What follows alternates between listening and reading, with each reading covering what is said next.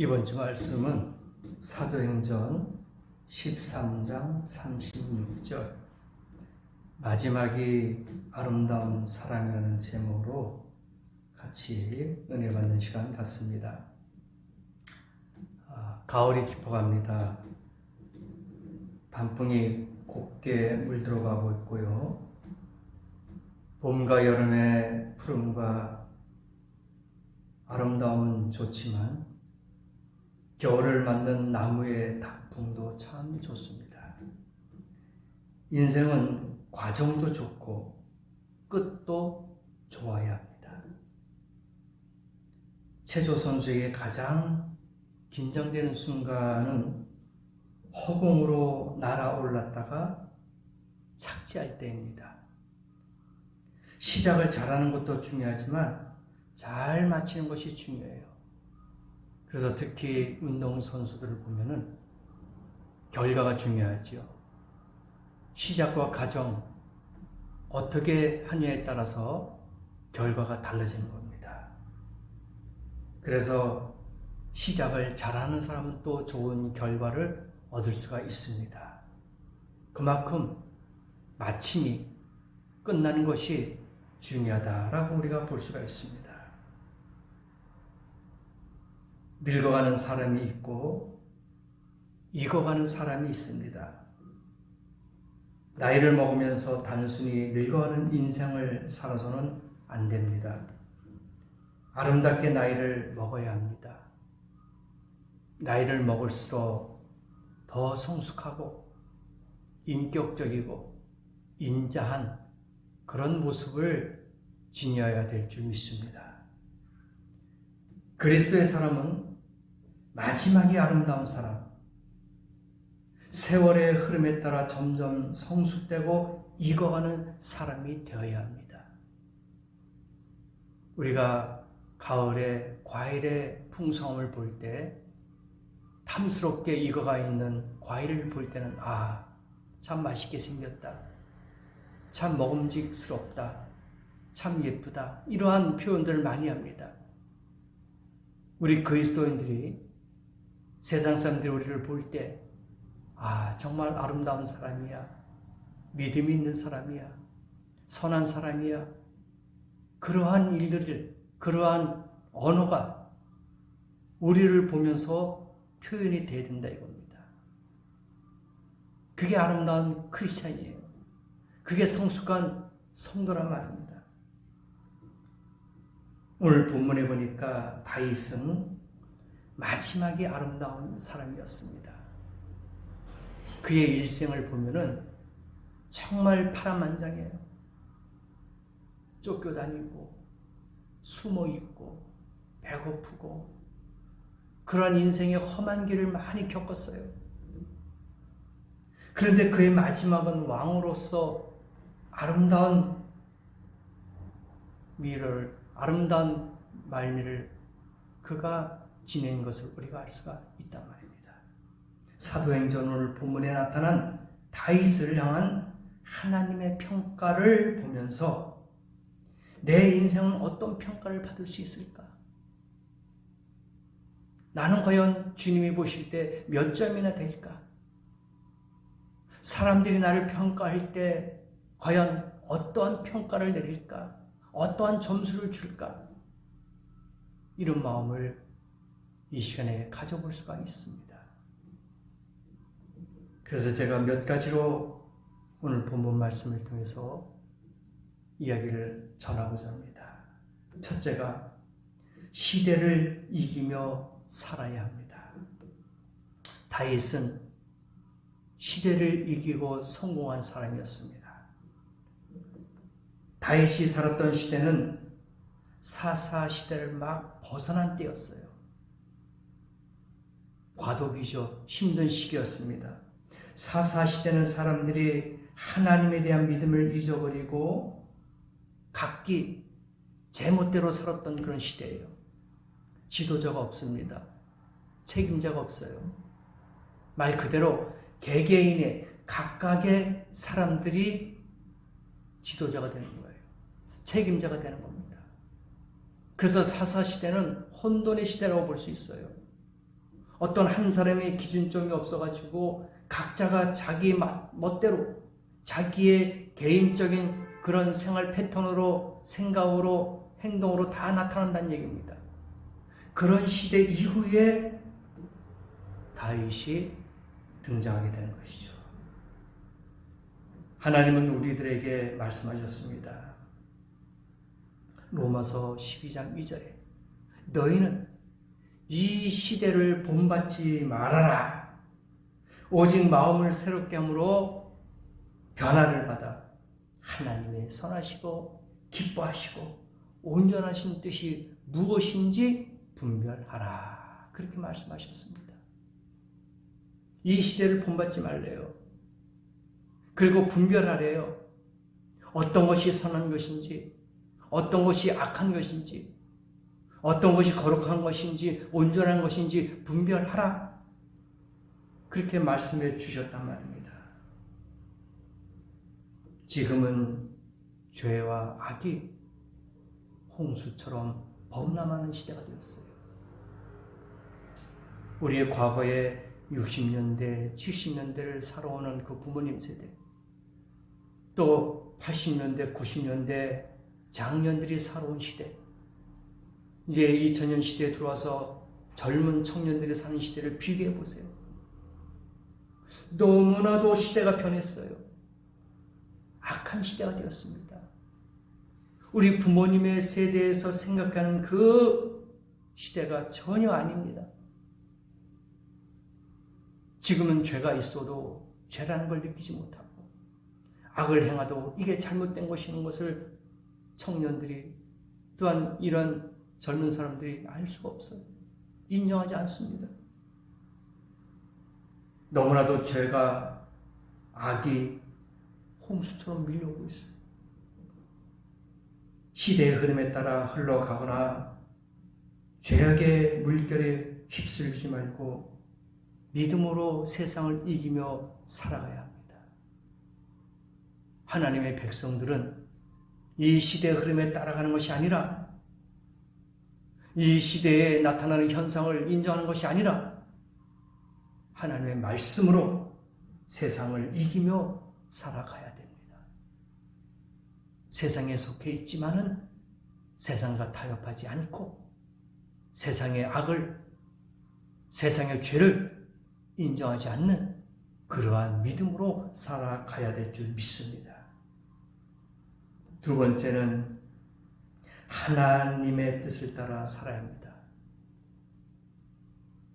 세상의 뜻이 아니에요. 하나님의 뜻입니다. 하나님의 뜻이 뭘까요? 하나님의 말씀인 줄 믿습니다. 이 말씀 따라 살아가야 합니다.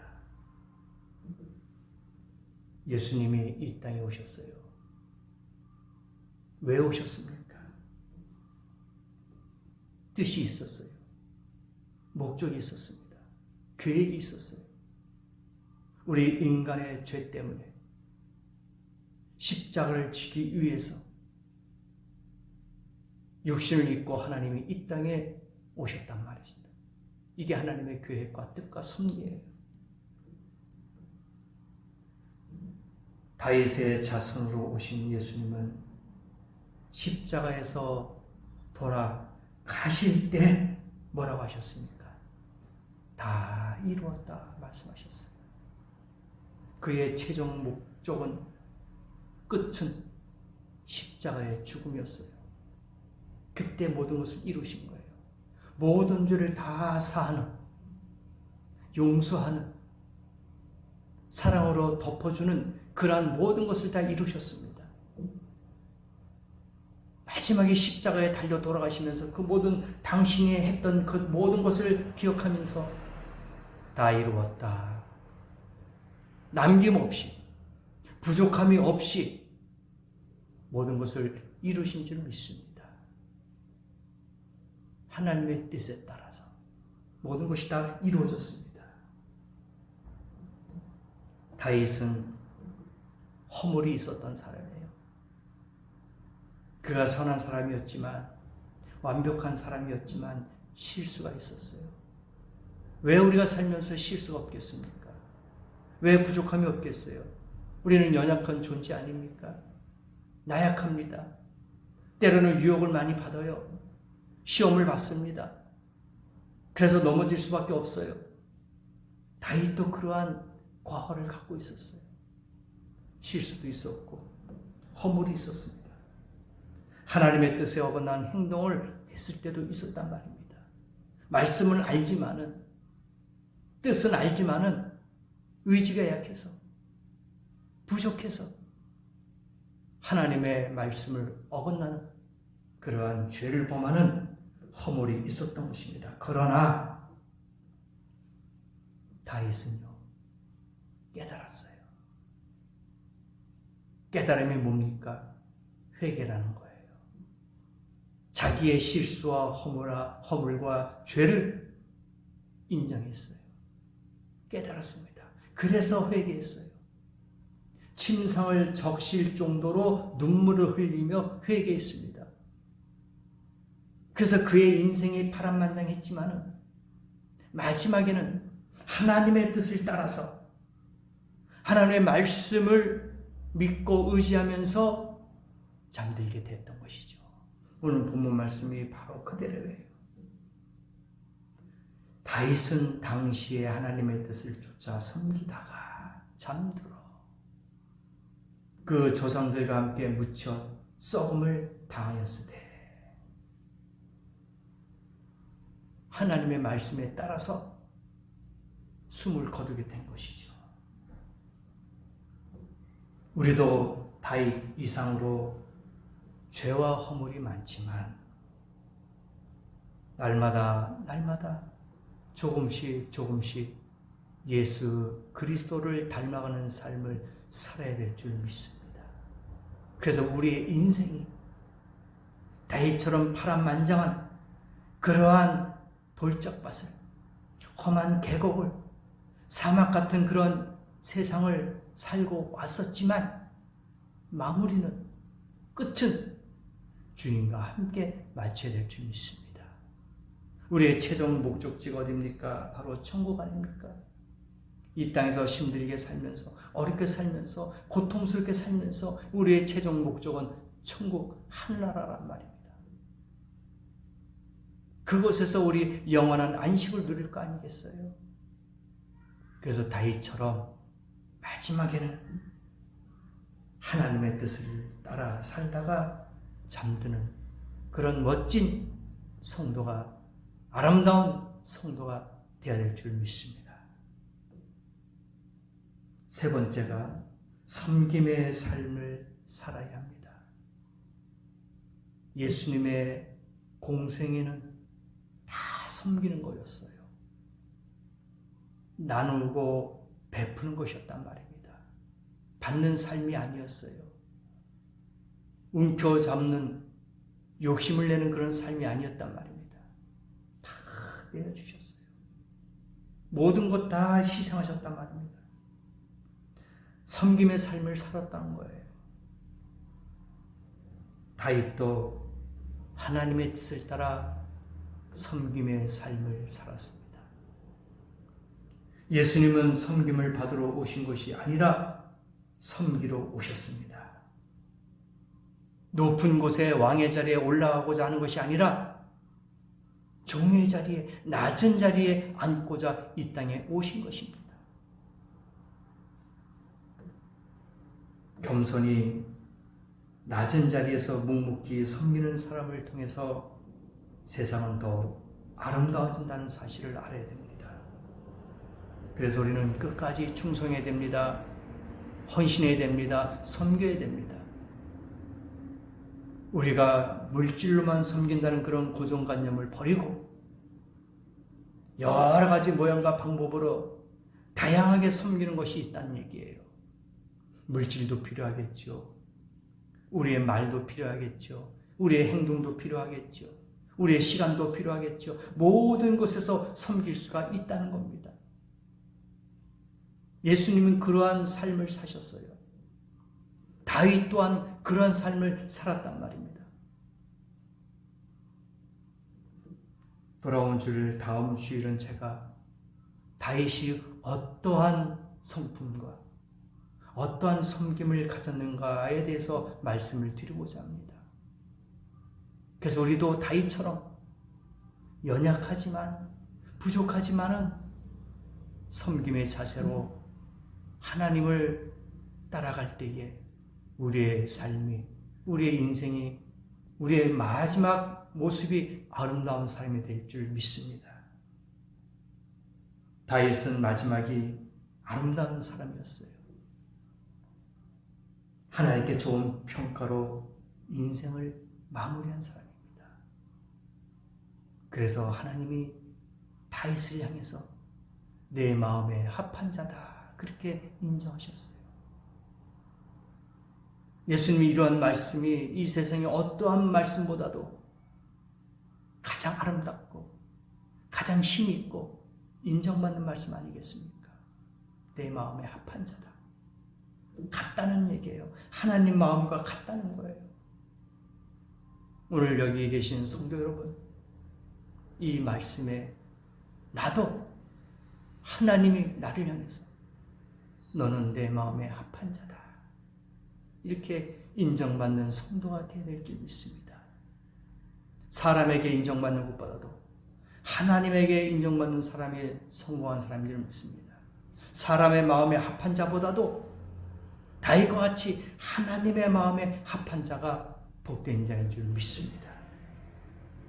그래서 우리도 마지막이 아름다운 사람이 되어야 될 것입니다. 끝이 좋아야 돼요. 처음에는 힘들게 출발했어요. 남들보다 어렵게 출발했습니다. 나에게 가지고 있는 것도 아무것도 없지만, 그러나 이제는 마지막이 하나님이 인정하시고 하나님이 원하시는, 하나님이 축복하시는 그런 성도로 마지막을 우리는 보내야 될 것입니다.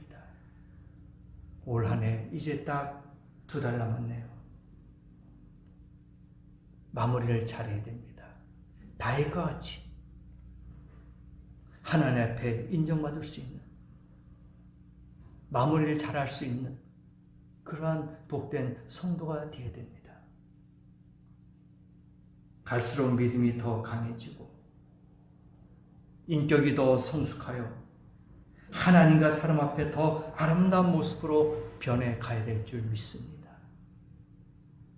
그러므로 마지막이 아름다운 사람은 시작도 좋아요.